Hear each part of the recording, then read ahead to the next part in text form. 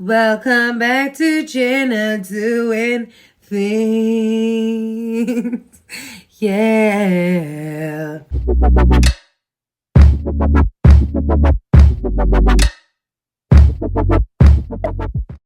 I just gotta hype myself up. I'm shooting videos back to back today, and you know what? This episode wasn't even amazing. It was such a filler episode, and you guys know how I feel about filler episodes. We only have 10 episodes on the season. Why are you giving us nothing? If it were me, I would highlight 2, 3, maybe 4 things I could laugh at, found interesting or entertaining in this episode. But for you, I will recap scene by scene. I might not have anything good to say, but I'll say something. We start off the episode in the heated moment between Kendall and Scott. And Tristan is just sitting there enjoying the moment, seeing all the money roll in from this episode. Kendall shouts, "Roll back the tape!" And they do. They show us that Kendall doesn't deny having something for a party. Chris is the one who kind of defense does so. And Scott gets heated, Kendall gets heated, and she walks out of the room. We see her then leave. Call Courtney and Khloe, who convenient. I think it's very convenient that this entire family live in the same gated community, because she immediately calls them and then they get ready to then film. They definitely don't look ready like they were planning to shoot, because Kendall and Chris definitely have glam done. They have makeup on. The two of them, Khloe and Courtney, are in just black outfits, no makeup. I love to see how ready Khloe and Courtney is to film, whether they were scheduled to do so, have outfits or have had glam done or not. They're just ready to shoot. They meet up at Courtney's house after Scott and Kendall have this fight, and they just debrief the fight. And I just love to see how ready they are, how they can quickly decide to film. It really shows how the sisters are more in the producer roles of the show, and how just that they can decide what they are filming. So Kendall is just debriefing the fight with her 2 older sisters. Khloe laughs and says, "I don't think I've ever seen you and Scott fight," and that she can't believe that he's picking on the most non-confrontational person in the family, Kendall, to fight with. And Kendall says it's just not my fight. She says in her video diaries, "I love Scott, I'll always be on his side, but I think that he's just playing victim and was picking on me." And Courtney is just so seemingly not interested in the situation. She's busy probably texting with Travis on her phone, and she's just I am living a new life and I just want to unsubscribe from this drama. And I'm like, "Nee, girl, you need to get it together. This is your baby daddy. You cannot unsubscribe from anything. This is your baby daddy for life, the father of your kids, honey." And if anyone needs to, like Khloe says, set boundaries, have a conversation with Scott, it should be Courtney. And I think that, in their situation, Courtney avoids things like this. And I think that she's, like Khloe says, so absorbed in Courtney land that it's she's neglecting this very important thing, this transition between her old life and her new married life with Travis, with Scott and her kids. And that's something that she has always criticized her mom about. So you would think that she would get it together. This episode really focuses on Kim's justice reform journey. A lot of this episode is dedicated to these 2 cases that she's working on. Death row cases of innocent men who she is trying to prevent from being executed. One she's not successful in, and the one at the end does get taken off death row. It focuses on what role she plays in all of this.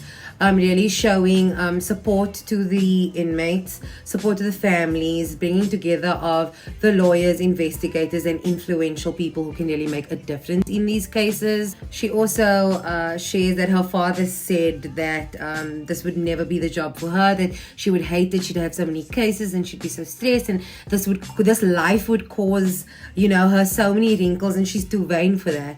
And She says thank God for Botox. I thought in earlier seasons she said she's allergic to Botox. But it's great to see how far she's come. Whether you respect it or not, she is actually, doing some good with her platform. And whether she's obviously not the sole person to get these people out of jail or off death row, but she's definitely using her power to help that situation happen. Not only is she using her platform to facilitate this kind of process or to help coordinate this process, but she's also putting in the hard work. She's studying towards becoming a lawyer, and in this episode we actually see her pass the bar. It's a very cute moment, beautiful. We see her shed actual tears of joy. We see North's personality and just like a cute moment between mom and daughter, and I think that's really satisfying for her to say, you know what, fuck the haters, I did this. She's legitimizing this journey in justice reform and law, essentially. The real life Elwoods. I come to you again, ladies and gentlemen, and I ask, what storyline is Khloe giving without Tristan Thompson? I'm sick of seeing him in every scene. We must talk about him in every scene, reflect about him in every freaking scene. Like, what is she giving? I want to see your house being built, boo. I want to see your workouts, not this fake ass workouts just to film with him in Kim's gym. They go, I think it's because Khloe's house is still being built, that they have been using Kim's gym for about a year, she says. And they talk about a fan at a game being kicked out because he was talking shit about Khloe, saying that she's a whore. And and then he apparently Tristan, I love how I just said it like it was his name. He got the fan kicked out or something. And then he tells the fan, your girl's here to see me. With your reputation, do you think that should be your closing line? Really, really, bitch? I think you are the whore. Anyway, and she's like, he just wants to protect his family. He doesn't like it when anyone says anything about us. Really? You shouldn't like it when anyone says anything about you, which is why you should have left this man Lanka. But anyway, I'm just preaching to the choir here because you guys are almost now broken up, right, Khloe? Anyway, this is the scene where we have the most embarrassing thing, where Khloe says, Kanye's never leaving, Scott's never leaving, you're never leaving. And then he's like, you're never leaving me. This is just all so fucking embarrassing. And I'm glad that they have this film. She didn't have to include him on this new season, but she must wanted to film her loving relationship with her chest. So this must be documented for her and her kids and her grandkids to see that she chose this life. I feel sorry for her and she doesn't deserve it, but like, you did this to yourself, honey. In the middle of the gym session, Kim comes in with a box that has a spider prank in it. Kimberly, are you not afraid of spiders anymore? Obviously, they probably pulled this prank on her because Kanye and the kids are there. And he just weirdly stands there by the door of the gym like a bodyguard, and he doesn't even greet anyone. But then eventually he comes into the scene, and everyone's included, and he's showing Khloe and Tristan what he's gonna pick the kids up into Monday. Obviously he's weak of picking up the kids.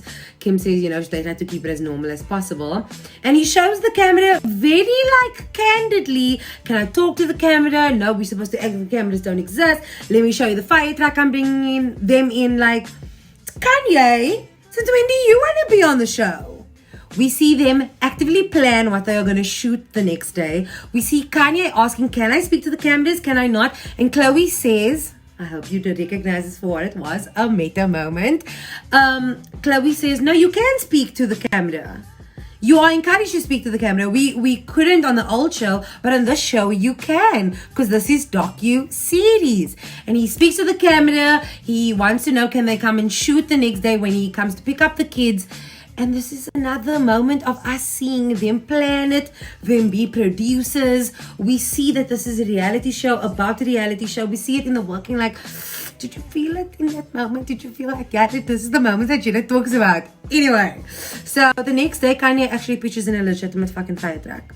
I thought it was going to be like a smaller version and not real, because isn't this illegal to have the sirens on and everything? Like, it's not a real emergency, but he's there in a fire truck. Kanye is dad of the year. All of the kids are strapped in, wearing fireman helmets. The lights are on. He's directing the shots, so you're getting the lights on the outside. He's being like a little corky dad, man. He's not scared to like play the part. He says even when he does a video diary, he says, you know, some dads don't want to wear the costume. Sometimes he just got a picture in an Easter bunny suit, and I love that about him. You know, a lot of people talk shit on the internet, but it's clear that he does still maintain and prioritize being a good dad, having a good relationship with his kids, and I think him and Kim co-parent really well. But this is still in the stage of best divorce ever. I think this is a couple of weeks before his new relationship with Julia and Pete and Kim's come out. And it's so clear that they shot this to show us what a great co-parenting relationship they have. But I don't think they or us could have been prepared for the shit show that would have started once the song Easy would be released. We then join Travis and Courtney at her OBGYN appointment. And, you know, nothing exciting or, you know, worthy of retelling besides, you know, her journey is going well at this point. Besides, can we just talk about Travis here for this moment? Don't you guys think it's weird that he takes a picture of her in this moment every time that she's on the doctor's chair and like her legs are open? Like, there's not another time you could have chosen to take this picture to commemorate this moment. We then join Courtney and Travis with the newly blended Kardashian Barker family. We see P and Courtney play some table tennis, and then the family has done it together. But what really stands out to me is how vocal the kids are about not wanting to see them kiss. And it's like Rain specifically says, please don't kiss in French, please don't French kiss.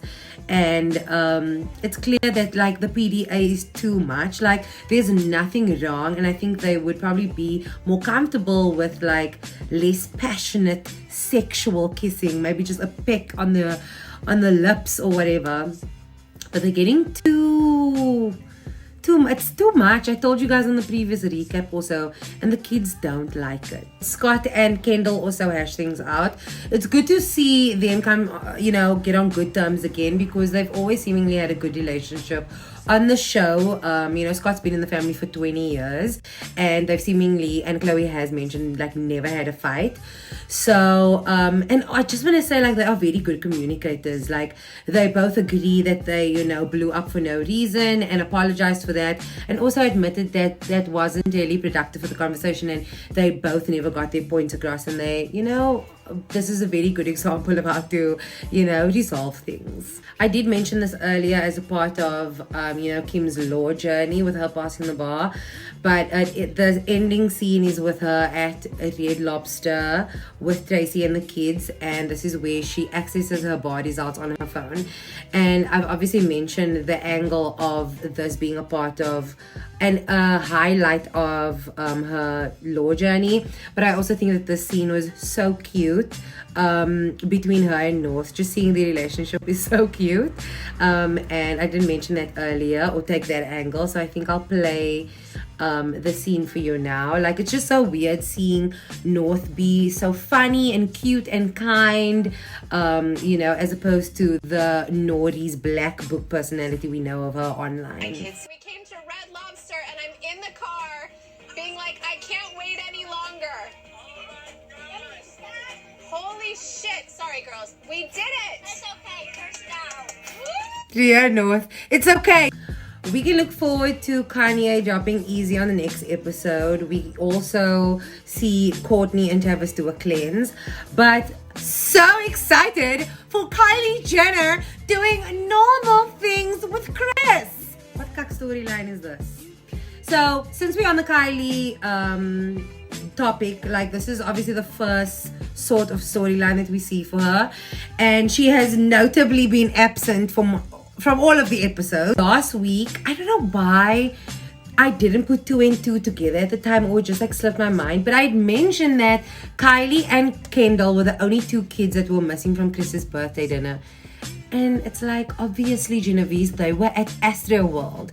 They didn't say anything. I don't know why they insinuated that Kendall was in Miami when she was clearly at Astroworld. We all know that Kendall and Kylie were there, but obviously they did not address Astroworld and the tragedy that took place and the fact that Kendall and Kylie were there. And now we're seeing this stupid storyline of her just wanting to do ordinary, normal, non-billionaire things with her mother. I'm not into it. I'm not falling for it. I don't want anything to do with it. Like, miss me.